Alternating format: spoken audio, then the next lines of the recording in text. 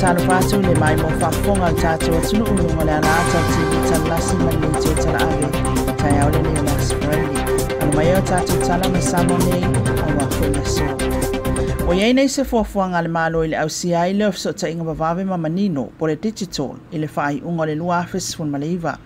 O le fuafuanga le malo sa tala noa mai ele minsta ofso ta inga le fiunga ya afamasanga Rico Tupai. Ina ia mawhailea ona maua o tātou tangata ia fesota inga e pe fo na va ai atu no ifafo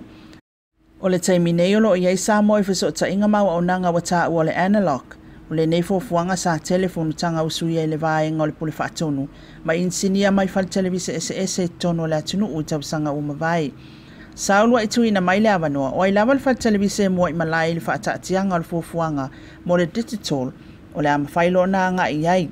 isi mo le au nanga pe tai o nisi o fatu lai mai tong ta tele o le tu ai nga swinga o le ala lea o le tau mawhaia o le malo ia whaia lea tūlanga o le isi tu o tiro le malo a whaia sui le lalolangi fafo e tau fo i ona sui Samoa o a alualu nei ai umane o le tue maua TV o lo matamatai nei le tatu o tunu ia tunu i fafo lona winga o le alea ini parts mo ia televise ia ona le tue matamata TV ai lo le ona i tue i ina ma lo o matutua i sio tatu o tunu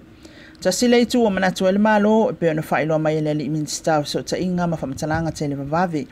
O le vaenga se leni o whailo mai e whaatino ele vaenga mua e o atu le ele whaata si ma le 5 miliona tala Amerika. E ui le taungata en ta ue afamasanga e au lava ona whaia le atulanga mo le anga i luma o le atunu.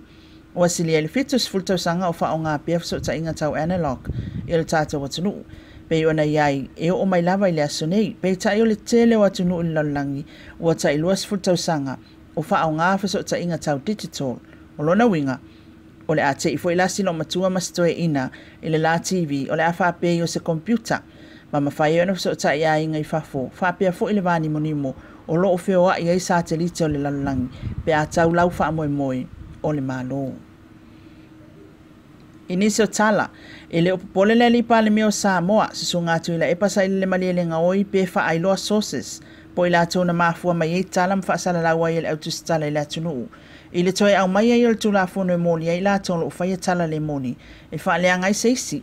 Paule manatu le li pale mia, e fia pe a mawai, o na olona manatu, o ila atu tonu ia o lo abatua mea se, o mea sa tau na fesili tangata, e au mai ele tala sao, tangata tonu lava, ina ia sau ele tal sau e ia minsta office sili ia whapea fo ia te ia leli i pandemia na ia whapea mai o leo i tangata ia le mafua mai ele tala le moni mai lona langona o le ala lea o leo tu stala ia i la taunei o na whapea ia ini mea pi o pi o lo o whaia i tua o na talia tu loa leo tangata nei ma te le aile ngunu le tunu Peon sila fia o le tasile nei o tu la fonu wha auro o le vaenga o tu stala o le pui leo sources po i la tuna mafua mai ei wha matalanga. Me tai o leo whaali mai lifina ngalo le li pāli mia e ta tau lava o na whaali. Ua maa ua wha matalanga le awai mai le taito ofitu o le malo saina e ta alo le tamilisanga taito ofitu o kalapulaka pia maa lisi sangato Yosefo le masina fou na whaalia e le ali pāli mia o le isi le vaenga o le tau mawhainga i eini soo ina ia fusosoani e le vai o Samoa tūlanga tau tupi. E tele por kalamele yuni la kapia lo fia fai, a ele o lava le seleni, ta ua tuila epa, ua ese aso nei, ua whaapolo fesa ta alonga, e tutongi tupe tangata, o a ialale yuni e tele tupe, o inaili lifa ele tele o tangata ta alo lei. O lo tala noa fo ini kon karate a onga mata alo aia tatu tamai saina, e whaapena fo ile malo. O lea tūlanga o le ale na o tamata alo, ai au fia i fo i malau fali, o na e tau mwhai fo i tātou e wha ai loa le tālonga i le atunu, a wai pēla ba ona sila fia, e wha ale i loa le lakapi le malo saina.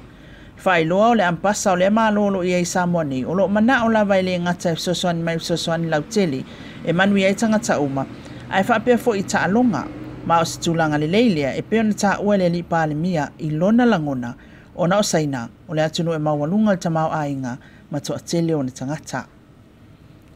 Matala mulimuli e tali tonu le tai o le malo pui ngol fiva po naivi o le tiu tena o tangata uma.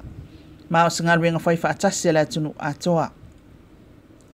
Sa ia whailoa fontanga mtusitala e whape, walewa na tuina mai whaasalaunga mtanga alwenga soi fua maloloina, ina ia whaamamata whaafali, awane i toewa aia ni atingi apa, e mawhaio na to aile swavai.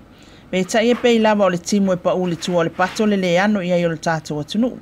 O le isi tu na ta uel ta ita i o le malo, o le ngalwenga puli nuu, masui o nuu, le na ia whapea mai ei. A whaia le ano tangata, o le ngalwenga tonu le asui nei o le malo, o le whaio asia singa, ma ia mauti noe mamali si o manga o se ala fanga, ma ia wha amalo sia komiti tu mama, inu ta itasi, ta ua tu ila epa, o le ala lea na whaia isu i o nuu, ma tutongi le malo, o lo la tau tiu te lea.